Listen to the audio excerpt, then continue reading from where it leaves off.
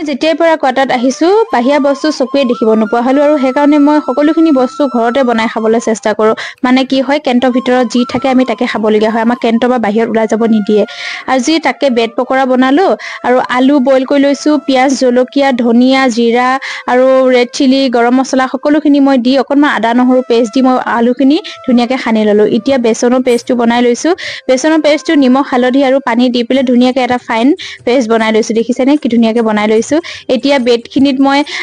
আলুখিনি দিলো দি লৈ পেলাই ওপৰতে মই চীজ দিছো চীজটো অপচনেল হয় আপোনালোকে দিবও পাৰে নিদিবও পাৰে মই চীজখিনি দিলে খাই ভাল পাওঁ লৰাইও ভাল পায় সেইকাৰণে চীজ দিছো দেখিছেনে ধুনীয়াকে মই চীজ গ্ৰেট কৰি দিছো এতিয়া দুইখন ব্ৰেড মই ওপৰতে দি ভালদৰে হেঁচি দুভাগত কাটি ল'ম আৰু যিটো মই বেচনৰ বেটাৰ বনাই ৰাখিছিলো তাত ভালদৰে ডুবাই মই তেলত ভাজি ল'ম আৰু ভাজিব গোল্ডেন ব্ৰাউন কৰি ধুনীয়াকে ভাজি ল'ব আৰু গৰমে গৰমে চচ বা যিকোনো চাটনিৰ লগত খাবলৈ পাৰিব ইমানেই ধুনীয়া টেষ্টি লাগে ৰাতিপুৱা ব্ৰেকফাষ্টত আবেলি স্নেক্সতো ধুনীয়াকে খাব পাৰিব ইমানেই বেছি সোৱাদ লাগে কি ক'ম আৰু যিকোনো বস্তু ঘৰতে বনাই খাই বেছি ভাল লাগে হয় নহয় কওকচোন বাৰু মই ফ্ৰেছকে বনাইছো আৰু খাইও ভাল লাগিলে এটা কণীও মই বইল কৰিছিলো আৰু আলু অলপমান ৰখি গৈছিলে সেইটো এটা মই এগ চপ বনাই ললো তাৰে এখন ব্ৰেড মই টাৱাত সেকিছো ঘি দি এইটো হেল্ডি হয় নহয় বাৰু তেলতকে ঘিত ভাজিলে কিমান হেল্ডি হয়নে ব্ৰেডৰে কিমান বস্তু বনাব পৰা যায় হয় নহয় কওকচোন ভিডিঅ'টো যদি চাই ভাল লাগিলে লাইক কমেন্ট শ্বেয়াৰ কৰি দিব